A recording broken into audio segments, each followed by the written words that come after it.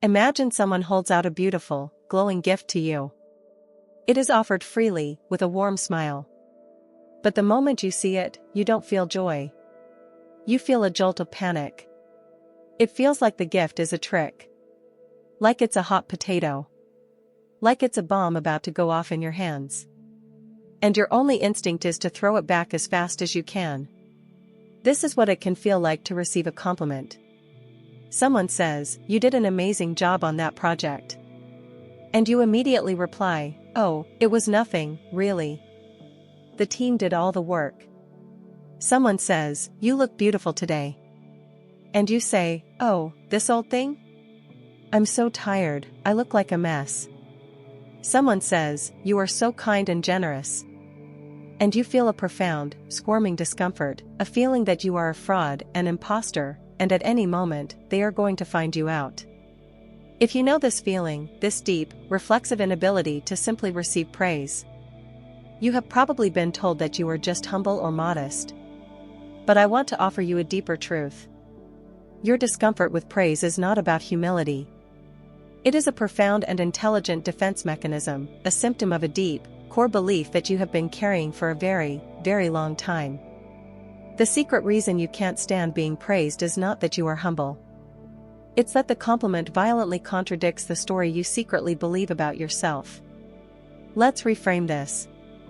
Imagine your core beliefs about yourself are a fortress.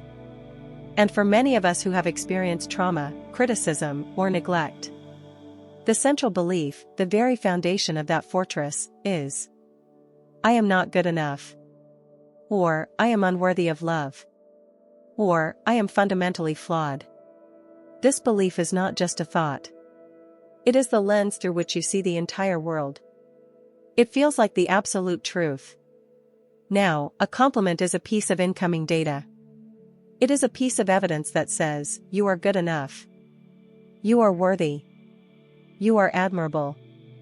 And when this piece of data flies towards your fortress, the guards at the gate see it not as a gift, but as a foreign invader.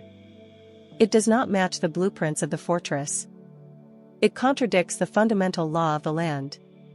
And this creates a state of intense mental and emotional static. A state called cognitive dissonance. Your brain cannot hold two opposing truths at the same time: "I am unworthy," and "this person is telling me I am worthy." The static is so uncomfortable, so destabilizing, that your brain must resolve it immediately. And the easiest way to do that is to destroy the new, incoming piece of data. So you deflect it. You minimize it. You explain it away. You are not rejecting the compliment because you are humble. You are rejecting it because your brain is trying to protect the stability of its oldest, most familiar, and most painful story. It is easier to believe that the other person is mistaken than to believe that your entire worldview about yourself might be wrong. This core belief, this fortress of unworthiness, was built in your childhood. It was constructed from the raw materials of your early environment.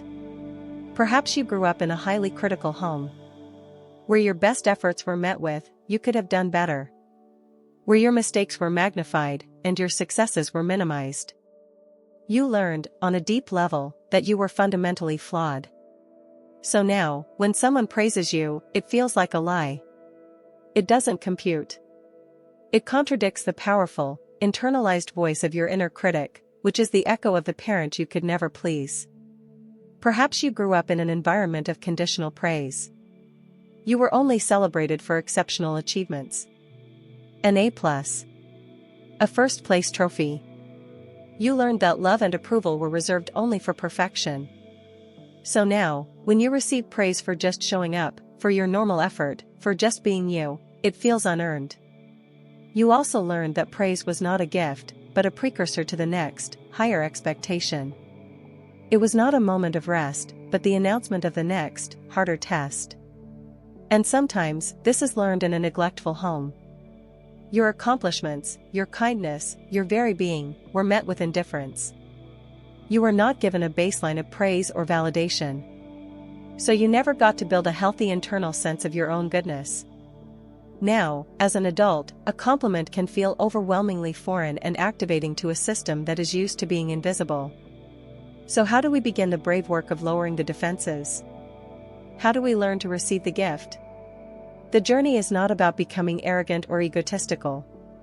It is about learning to let in a piece of positive evidence, and allowing it to exist, without feeling like a threat. The first step is simply to acknowledge the discomfort. The next time someone gives you a compliment, and you feel that internal squirm, that jolt of anxiety, that urge to throw it back, just pause, and notice it. Say to yourself, "Ah, there it is.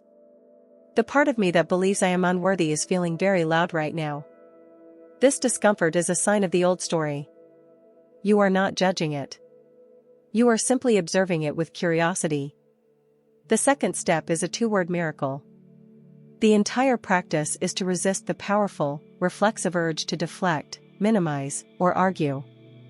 You take one single, conscious breath. And you say the two words. "Thank you." That's it. It will feel like a lie. It will feel awkward. It will feel incredibly vulnerable, like you are standing emotionally naked. Do it anyway. You do not have to believe the compliment. You are just practicing the physical act of receiving it. With every repetition, you are building a new neural pathway. You are teaching your brain that you can receive a piece of positive data and survive. A helpful way to practice this is the third step: borrow their belief. You do not have to believe the compliment is true about you. You only have to accept that the other person genuinely believes it is true. You can think to yourself, "Okay, I don't see this in myself. But in their reality, from their perspective, this is what they see. I will honor their perception."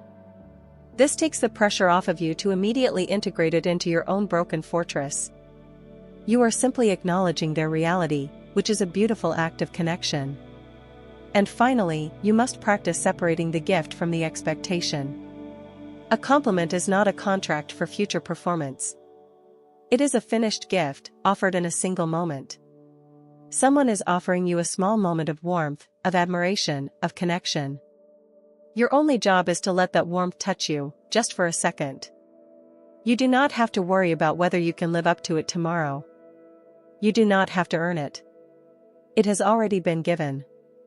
Your difficulty with praise is not a sign of your rudeness or your false humility. It is the tender, aching scar tissue of a past that taught you that you were not good enough. Learning to accept a compliment is a quiet and radical act of self-love. It is the practice of slowly, gently, and patiently letting in the evidence that the old story you believe about yourself might not be the whole truth. It is the brave act of allowing for the possibility that you might be worthy of love and admiration, exactly as you are. If this video was helpful for you, please show your support by clicking the like button. To continue this journey of healing, subscribe to the channel and turn on the notifications. And if you know someone who struggles to take a compliment, please share this video. It might be the moment of understanding that helps them finally receive the gift. Thank you for watching. You are worthy of praise.